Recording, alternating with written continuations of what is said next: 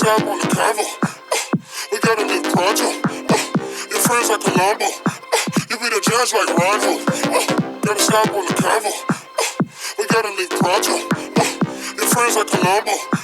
You be the judge like Rondo. What is happening, YouTube? I hope you guys are well. Today we are doing my bike fit for the 2024 pro season. I thought I'd take you guys along and see if you can learn something. I will learn something for sure.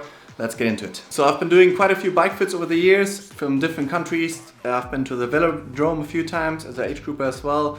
I was always looking for the details, those kind of things. Now I live in Finland, and I also did bike fits, as I said, also Germany with the leading ones there, in other countries. And I believe the UK time trial scene is kind of huge, and they do have the best bike fitters. So I was lucky to find one guy from the UK who does it online, because at this point it wouldn't be possible to travel over and do all those things.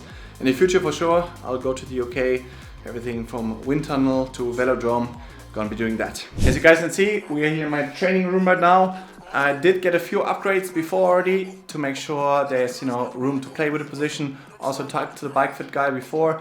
I'm having my tri-suit on. I'm gonna be wearing another tri-suit next season. I'm really excited for that one. But the reason I wear the tri-suit is because the padding, in the seat is thinner than road bike pants, and I want it to be obviously thinner as it would be in the race. So I get used to that position. Saddle-wise, I first had here this Prologue saddle, which is basically for sale if anybody wants to have it. I bought it brand new for 160 bucks, and yeah, I'm selling it for 100 if somebody needs it.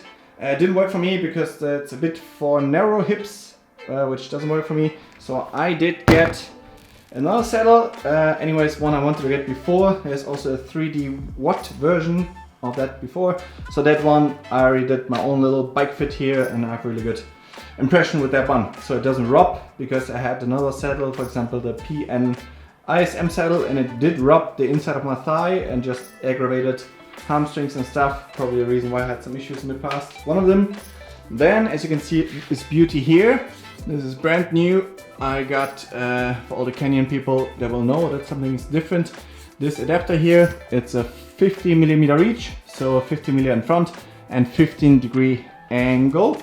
As you can see, I do have a 3D printed bottle holder as well that comes on top of that, but obviously we first have to play around with the position. Then of course I'll be needing my shoes, obviously, also the helmet. For the Star Wars nerds, maybe some of you guys will recognize this logo. If not, I'm not gonna explain it. But if you know, you maybe also know this one. And another one. Oh yeah, we got another one here. Nerdy stuff, but the Armorer, strength and power. Yeah, anyways, my helmet. I need that one for the position. I got my tools here. This is the Canyon kit for the different spacers. Yeah, this adapter only works with a 20mm plus 2x5mm spacer, so 30mm height is kind of the base that is needed, and so it's as low as you can get right now, which I believe is anyways for me the lowest part possible, I assume. And yeah, got all my tools here. This one super important for carbon frames, a mistake I did in the past. Yeah, I did 2015 Ironman Copenhagen, and they didn't have one of those. So what that is basically is, the bike guys know, obviously, gurus. It's a Newton meter, and with that you can determine the torque, especially for carbon frames. This is important, because if you decide to hand tighten those screws, because each of those, if you have a carbon bike or you have a carbon frame new, you do need to look at those numbers. They are not there for fun, because if you over tighten them and just go by hand, oh boy, you might break the frame, and the whole thing is gone. So really important that I use this today. I did not have this when I started in the sport. I think it was my third Ironman or something. It was my first time under 10 hours. It was 2015 Ironman Copenhagen, I believe. And there was something wrong with the Stevens frame and something with the front. They changed it later. I had these 4 screws in the front, as you can imagine, that kind of grabs the bar. It was a triathlon bike, but there was something wrong, and no matter how I tightened, it always loosened. Anyways, I tightened really hard by hand, and what did happen was that the screws broke at kilometer 170, and yeah, I mean, it took forever to get, it was a bit dumb, but yeah, I was young back then, but I kept riding, was luckily flat, because I had 2 screws left, and it kind of went, the steering, it went this way and this way, but I could kind of still steer it. I thought, I have to finish. I have to keep going the time to time. So I went on cycling on the flat course was possible. So highly recommend to get you one of those, any of those Newton meters that are out there. Actually gotta check the time that I'm not messing it up. So 10 minutes left. My wifey will come as well. She's just briefly away, and we'll be doing this with a Zoom with the iPad. So basically what we'll be doing is, this is kind of the view you have to imagine. It will be a Zoom link. So this bike guy sees this, and then we start playing around. The base seems pretty good already for my gut feeling. I did some videos and testing already, but there's for sure some stuff to be done to sit properly in the saddle, that the glutes are activated. That's important. Aerodynamic position important, obviously. So I'll be doing the bike fit now. We'll take around an hour, maybe a bit more. I will check with you guys in afterwards. I won't be having time to film during the session, but I will check afterwards with all the changes that I've done. I do have some pictures and some videos I made on my phone. I'll put those in so you can compare a bit the position from before and after. And yeah, then let's see. Let's get a fast position because I will need it. Not just watts important, the highest possible watts and the lowest possible CDA. That's my goal, everybody's goal, but you gotta keep working on those things. So let's get to work, and I'll check in afterwards. I'ma kick back when you fake like that. I'ma get out of the game, I don't play that fact. Would you let me go? No, you never come back. I'ma be that best that you never had. I'ma kick back, play that fact. Would you let me go?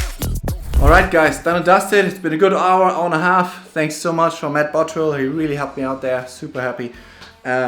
Massive changes and massive outcomes. I can feel it. And I did it in power as well. For example, 2 weeks ago I did it with a different saddle. I played around. The other saddle that didn't work for me. And you know, I did 2-minute intervals 20 times. Oh, what was it? Yeah, I don't know. 10 times 2 minutes or whatever. It doesn't matter. VO2 max. And I could barely hold 420 watts. And I thought, oh my God, this is miserable.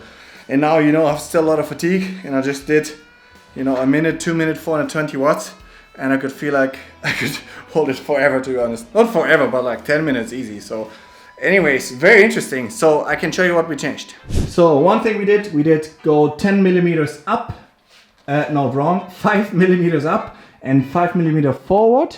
And then I also got more stack height here. We also went higher here by a good centimeter. Angle, of course, stayed the same. Rest stayed the same. And yeah, that did a lot to my position. I can do a little filming now, how that looks. But wow, I am happy.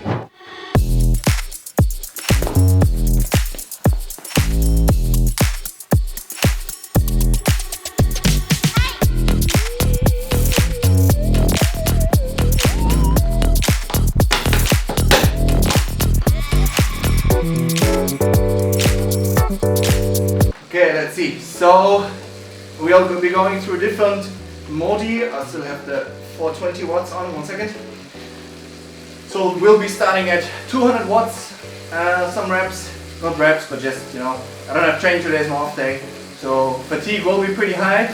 So it's a good indicator that on fatigue, how those wattages feel. It's based on my power meter, so it's a real power that's gonna be outside, not some other one that might be a bit inaccurate. So 200 watts, let's see how it looks.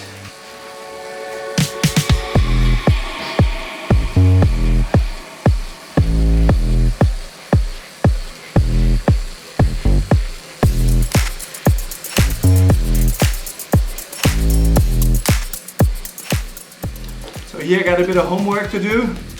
So basically I have to strengthen my shoulders. As you can see it from the front now. So when I dip in, it's kind of you can see my shoulders are fairly broad. So if I dip in, my shoulders kind of rotate in, then you can see the difference. So that I have to practice and strengthen for my shoulders. So if I don't do it, I'm here. And if I wouldn't be doing this, I'll be riding like this in Oceanside, which is minus 20 watts. If I train it, I'm gonna be here. And you can see from the front, aerodynamic resistance, how that makes a difference. Okay, let's go to 320 watts. See what happens to effort and see what's happening here.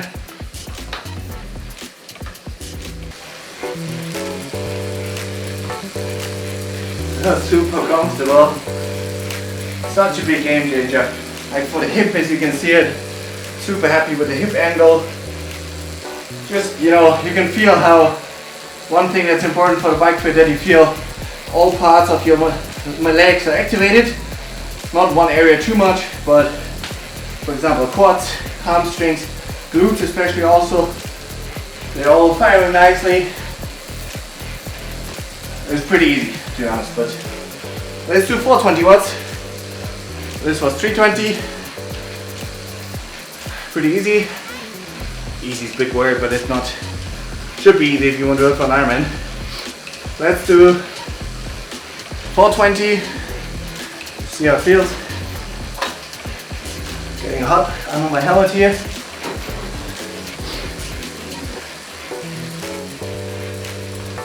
Still feels really good, you know.